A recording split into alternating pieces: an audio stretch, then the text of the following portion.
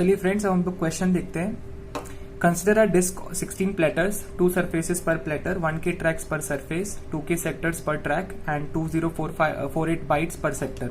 Disc rotates with 3000 RPM, seek time दिया 10 मिलीसेकेंड्स। आपको capacity निकालनी है। तो कैपेसिटी का मैंने आपको फॉर्मूला बताया था। डिस्क कैपेसिटी का फॉर्मूला होता है, आपको यहाँ पर लिखना पड़ेगा 2 × 16। फिर नंबर ऑफ ट्रैक्स पर सरफेस आता है। नंबर ऑफ ट्रैक्स आपके हैं 1K। और फिर उसके बाद आपका आता है नंबर ऑफ सेक्टर्स पर ट्रैक। नंबर ऑफ सेक्टर्स आपको दिए हैं 2K। आप फॉर्मूले को भी साथ ही साथ रेफर करिए, आपको ज्यादा समझ में आएगा। और फिर फाइनली आपको दिया हुआ है आपका सेक्टर की कैपेसिटी। सेक्टर की कैपेसिटी आपको 2048 दे रखी है। तो आप इसको सॉल्व कर लें, आपका आंसर आ जाएगा 2 की पावर 1, 2 की पावर 4, इसको लिखते हैं 2 की पावर 10, ये आपका हो गया 2 की पावर 10, ये आपका हो गया 2 की पावर 11। तो जब आप इन सबको जोड़ोगे तो आपको मिल जाएगा 2 की पावर 37 बाइट्स।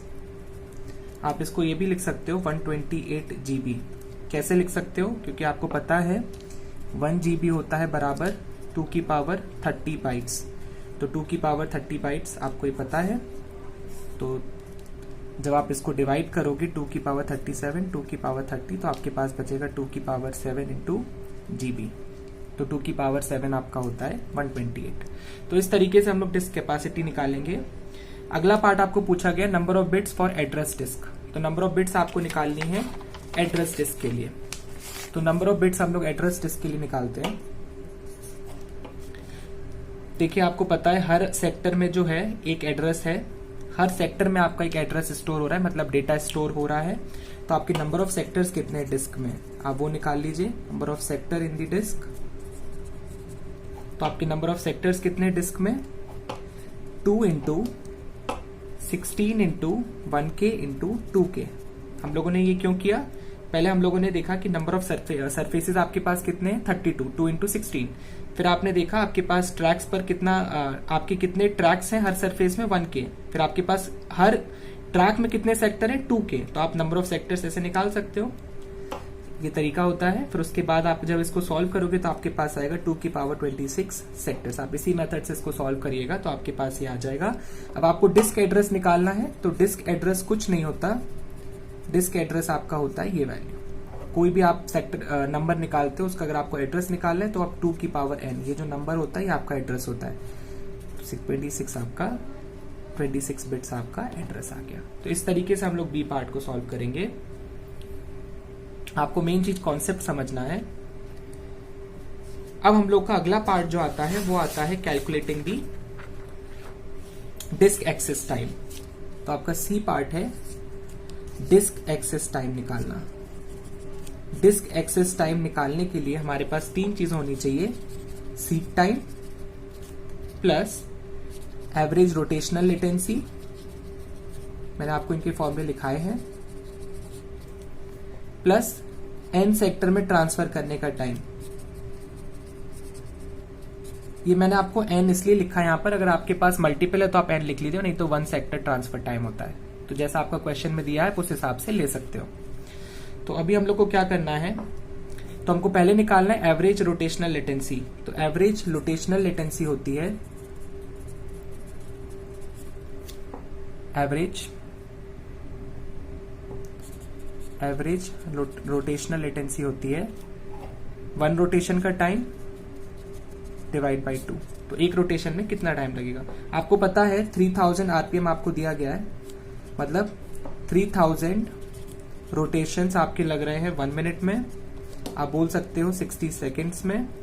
तो 1 रोटेशन कितने में लगेगा? 60 डिवाइडेड बाई 3000 सेकेंड्स। अब आप इसको मिली सेकेंड्स में भी कर सकते हो, 60 डिवाइड बाई 3000 × 1000। तो आपका ये आ जाएगा मिली सेकेंड में। तो ये आपका आंसर हो जाएगा 20 मिली सेकेंड। तो ये आपने निकाल लिया आपका ये एवरेज रोटेशनल लेटेंसी। अब आपका बचा है 1 सेक्टर ट्रांसफर टाइम। अब आपको 1 सेक्टर का ट्रांसफर टाइम निकालना है। अब आपको मैं एक चीज बताऊं, एक रोटेशन आपका होता है किसके बराबर? एक ट्रैक के। क्योंकि आपका जब एक रोटेशन होता है तो आपका एक ट्रैक कवर हो जाता है।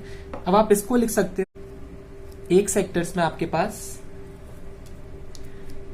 2K सेक्टर्स आपको दिए गए हैं। एक रोटेशन में आपके पास 2K सेक्टर्स हो जाएंगे जो कि आपके ले रहे हैं 20 मिली सेकेंड। आप देख सकते हैं 2K सेक्टर्स आपके 20 मिली सेकेंड, क्योंकि एक रोटेशन में आपके कितने सेक्टर आ रहे हैं 2K सेक्टर, और 2K सेक्टर आपका कितना टाइम लेंगे 20 मिली सेकेंड। ये आपको दिया हुआ है, ये रहा मिली सेकेंड्स एक रोटेशन का टाइम ये, ठीक है।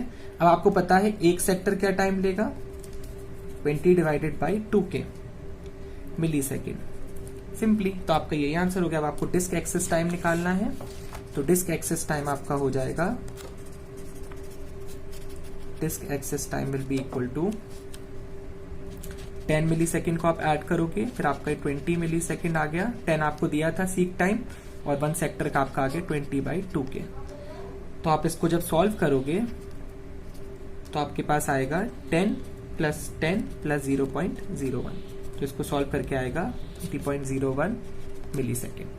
तो इस तरीके से हम लोग इसको सॉल्व करते हैं। अब आपका बचा है डी पार्ट। डी पार्ट भी हम लोग क्विकली देख लेते हैं। डी पार्ट में आपको कुछ नहीं करना है। आपको पता है 0.01 मिली सेकेंड में आपका कितना डेटा ट्रांसफर हो रहा है 2K बाइट्स। ऐसा क्यों बोल रहा हूं मैं, क्योंकि आपको पता है आपका 0.01 आपका क्या है ट्रांसफर टाइम है। तो आपका डेटा जो है इतना ट्रांसफर हो रहा है, तो उसमें आपके कितने सेक्टर्स हैं 2K बाइट्स। अब आपका 1 मिली सेकेंड में कितना डेटा ट्रांसफर होगा 2K divide by 0.01 kilo bytes. अब आपका बचा है 1 सेकेंड में। 1 सेकेंड में आपका कितना ट्रांसफर होगा 200 KB, या आपका 200 KB हो गया था पर मिली सेकेंड। अब 200 KB डिवाइडेड बाई 10।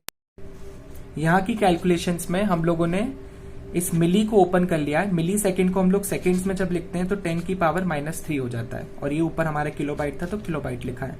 अब आपको पता है अगर आपको मेगाबाइट्स में जाना है तो आपको कुछ नहीं करना होता है। यहां पर आपका एक सिंपल सा चेंज है। वैसे हम लोग पढ़ते हैं 1 मेगाबाइट इक्वल 2 की पावर 20 बाइट्स, पर इस केस में क्या होता है 1 MB is equal to 1000 KB। आपको ये याद रखना है। तो आपका किलोबाइट से यहाँ पे मेगाबाइट्स में कन्वर्ट होगा। जब आपका ये ऊपर जाएगा तो आपका ये कन्वर्ट हो जाएगा मेगाबाइट्स में। तो इस तरीके से हम लोग ने इसको